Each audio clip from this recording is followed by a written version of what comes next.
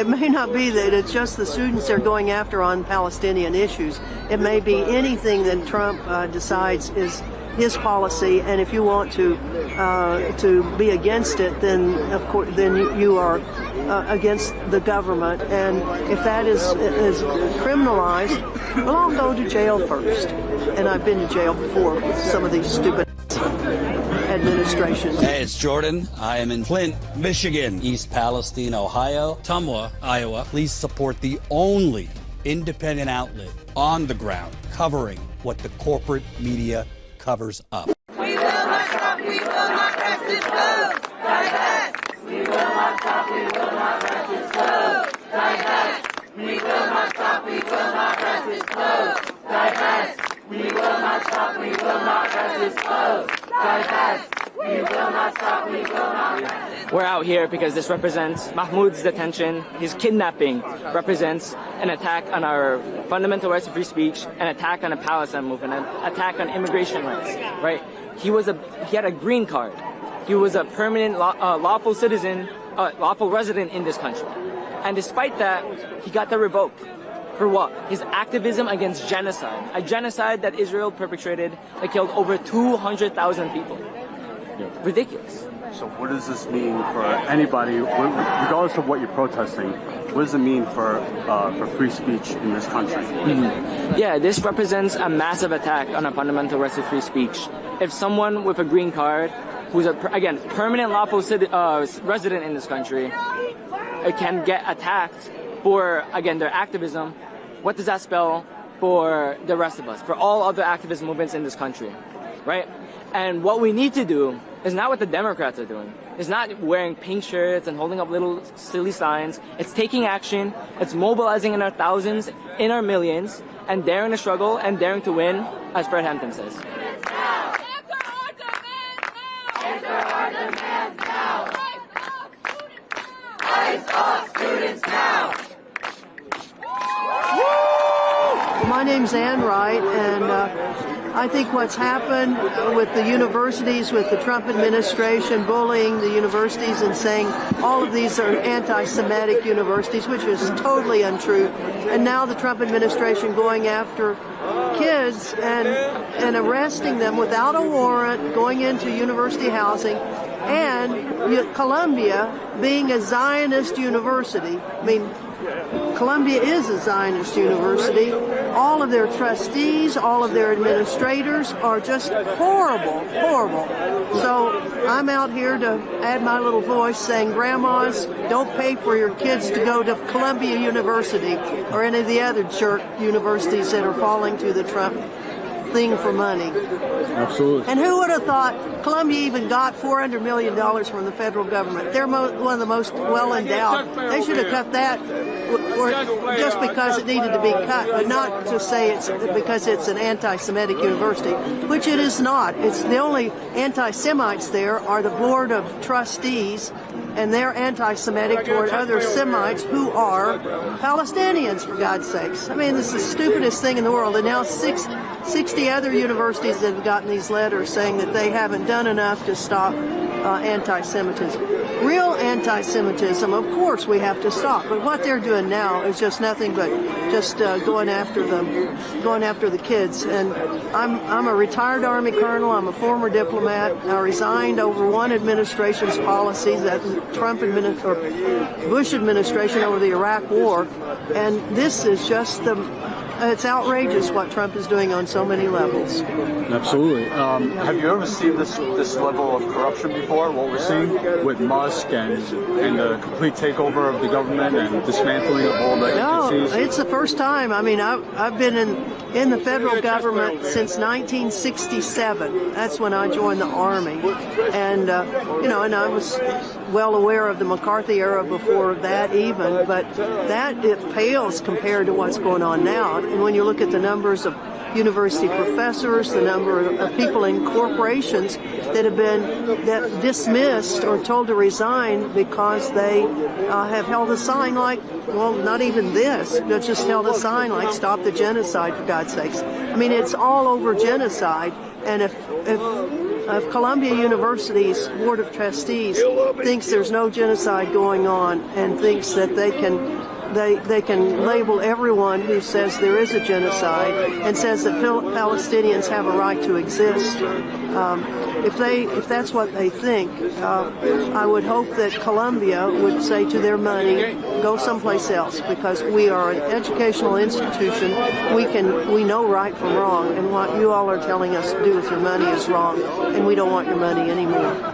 Now, how dangerous is this, what's happening to Mahmoud, but also to the students, the crackdown on students?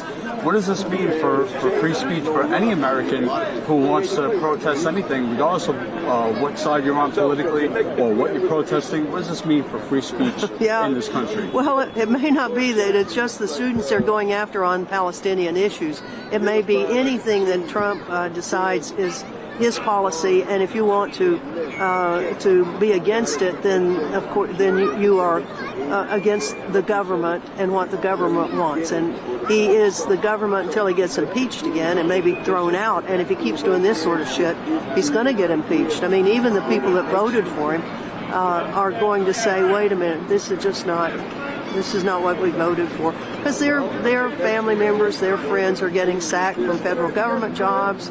Their kids are, will be scared to death when they go to universities for being able to, to speak out as we ought to be able to legitimately challenge government policies. I resigned over a war, and we encourage people to resign over issues of conscience, and if that is criminalized, well, I'll go to jail first.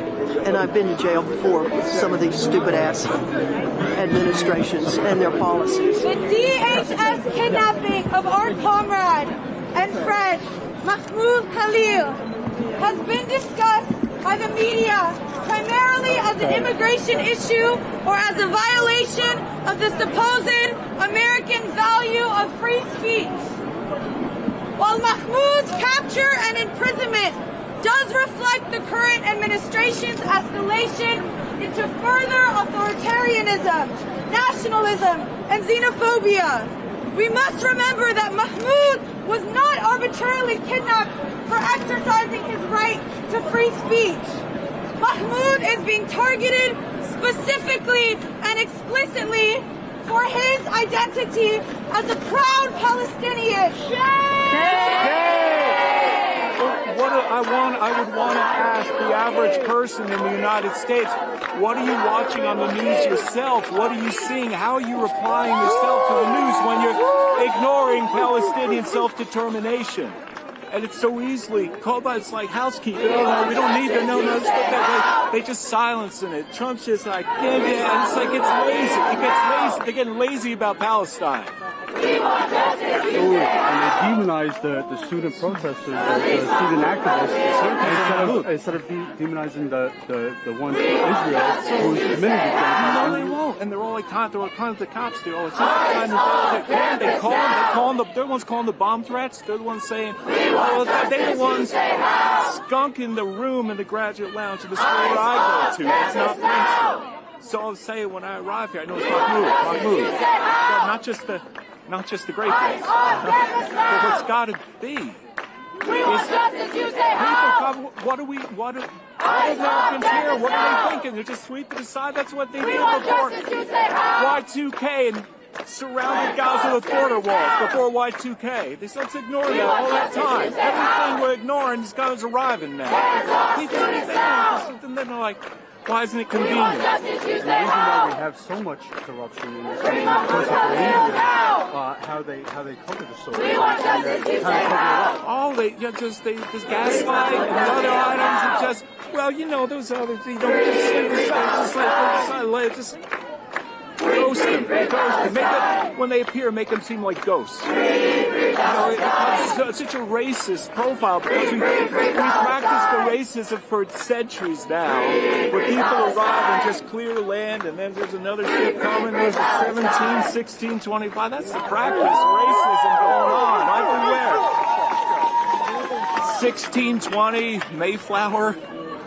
Cape Cod, and then 1625 Fairfield, Connecticut, and then New York. I mean, how could you avoid a port? You know what I'm saying? And when they built that, who built the ports? Who made these things happen? It was all planned. They said we have this available labor to do, but we got to keep them aside. We don't want them dunking on, you know what I'm saying? And it runs to so many places that I could be second generation Italian American and be completely like new here.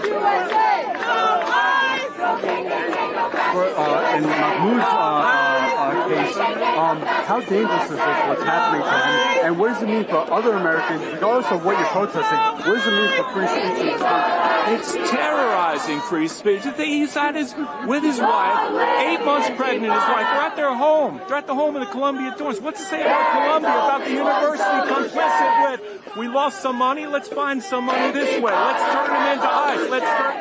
I bet about 10 ICE cops acting independently just took it and said, here's what to do. We'll make the system arrive. Make the system reply like the system has always replied.